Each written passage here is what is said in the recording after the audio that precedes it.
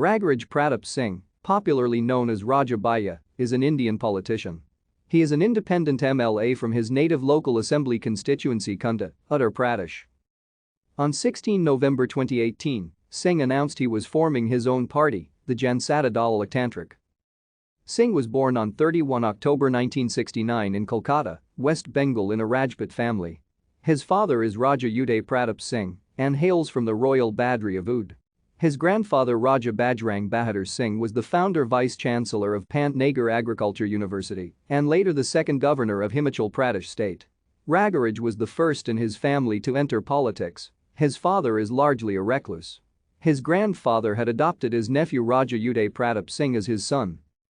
Singh graduated from University of Lucknow in 1989. He married Banvi Kumari Singh on 15 February 1995, with whom he has 2 sons and 2 daughters. Singh is an agriculturalist by profession. In the 2007 Uttar Pradesh Legislative Assembly election, he was overwhelmingly elected from Kunda with a margin of nearly half the votes cast over Shiv Prakash Mishra of the Bahujan Samaj Party. Thank you for watching. Like and subscribe if you would like to view more of our videos. Have a nice day.